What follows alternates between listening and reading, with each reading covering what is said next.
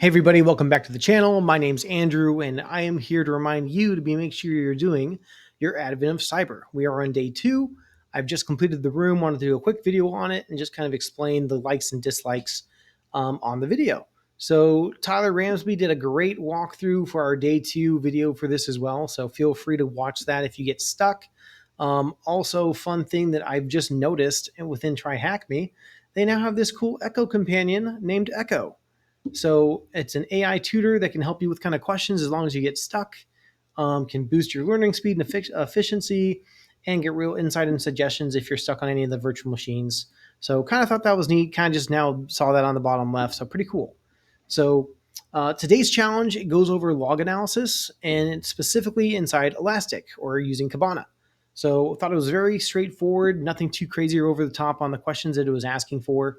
I am going to give you a fun little tip trick pointer for the base 64 question that it had. So stay tuned to the end. I'll make sure I give that tip. So in case you read past it like I did, you're not having to read back through the story to see why you're confused or why it's not decoding for you. So we go over today true positives and false positives while working within a security operations center. Talking about the superpower of a SOC analyst. Those are obviously the backbone of the SOC. They're working out your detections cases and trying to figure out what's going on. They do a great mention here with context and correlation of seeing why and how these things are important, what we're seeing and what might be not always the case when we're looking at these detections that come through, and sometimes overlooking things or kind of making sure that we're bringing back something full circle to a correlation or events of why this is happening to figure out the solution, what we need to do. So as always, I started the start machine and went in through that way and just used the attack box within TryHackMe. I think it's super convenient and easy.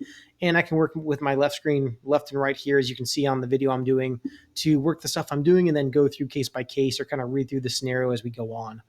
So if you've never been inside Elastic, there's no stress, no worries. TryHackMe will do a great job here at breaking you down of where you need to go, how to set up your screen, how to do your selected fields for filtering, the date time range you need to be at, and actually shows you one by one pointy arrows where exactly to go.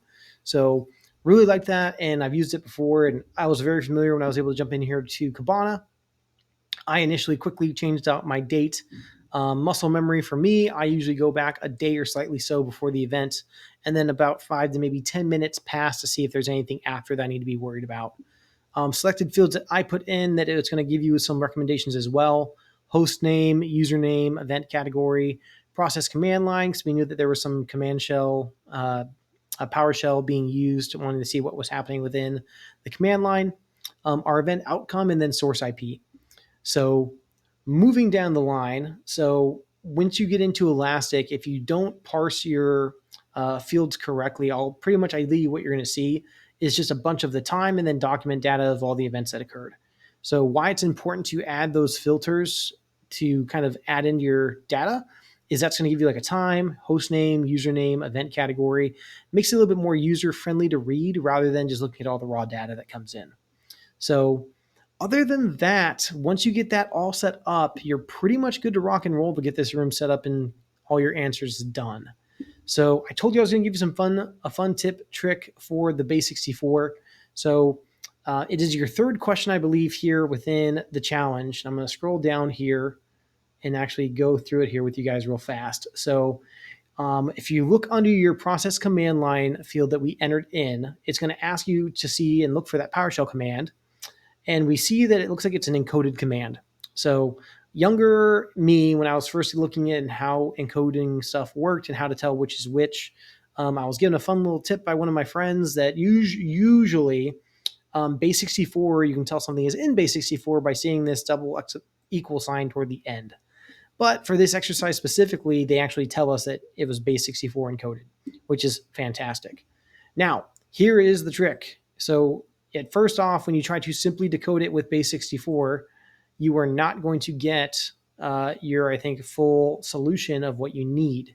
There's still a slight encryption with it, which it tells you here in the challenge that McSkitty configured it through a decode text to UTF-16LE.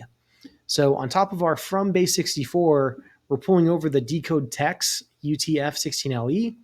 Once that is set into place and actually run, we actually see what our output command was install Windows Update accept all auto reboot. So yeah, this was challenge day 2. Like I said, really enjoyed the challenge. I love going through log analysis. I think it's a really, really important fundamental that analysts need to be well at and understand to really work cases and detections that come in, and to kind of answer your 5 W's of who, what, when, why, where, and how and why did this happen. So thanks so much for sticking around. If you have, please drop a comment of what your favorite part of the challenge was today for Advent of Cyber Day 2, and I will see you guys on Advent of Cyber Day 3. Thanks for checking out the video. See you guys later.